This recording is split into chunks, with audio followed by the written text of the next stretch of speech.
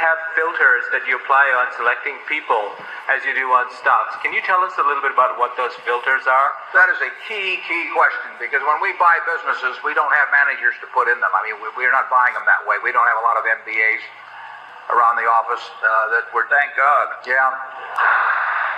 That I have not promised that they're going to have all kinds of opportunities. So, as a practical matter, we need management with the businesses that we buy.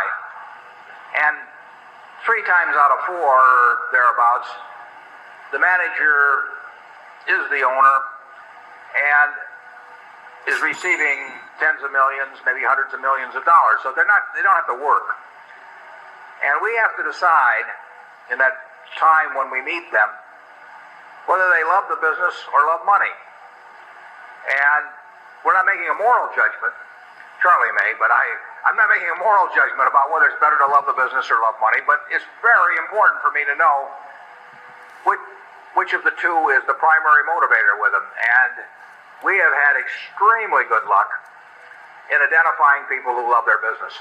So all we have to do is avoid anything that, on our part, that diminishes that love of the business or makes other conditions so intolerable that they overcome that love of the business. And we have a number of people working for us that have no financial need to work at all, and they probably outwork 95% or more of the people in the world, and they do it because they love smacking the ball. And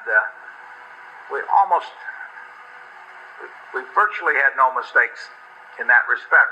And we have identified a number of people, Charlie and I have, in terms of proposals to us, where we felt that they liked the money better than the business. They were kind of tired of the business, and they might promise us that they would continue on and they would do it in good faith, but something would happen 6 months later, a year later, and they'd say to themselves, why am I doing this, for Berkshire Hathaway when I could be doing whatever else they want to do?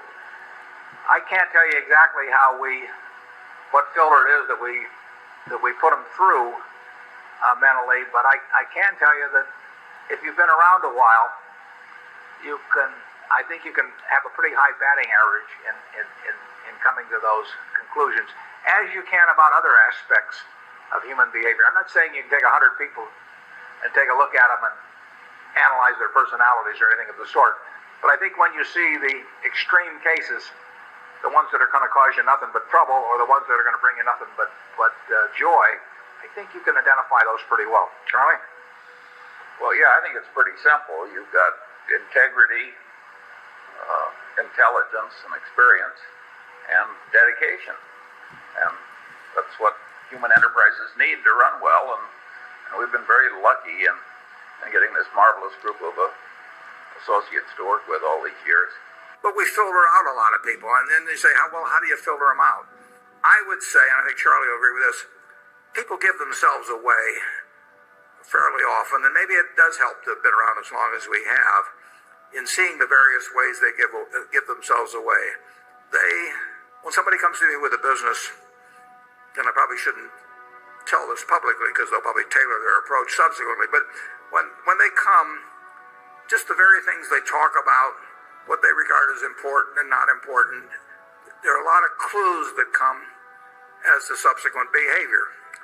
And like I say, we've really had a batting average I wouldn't have thought we would have had in the people that we've joined with, but it hasn't been 100%.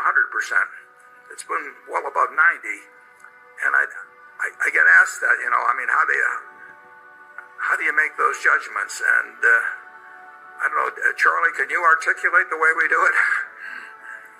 Well, partly we're deeply suspicious when the proposition is too good to be true.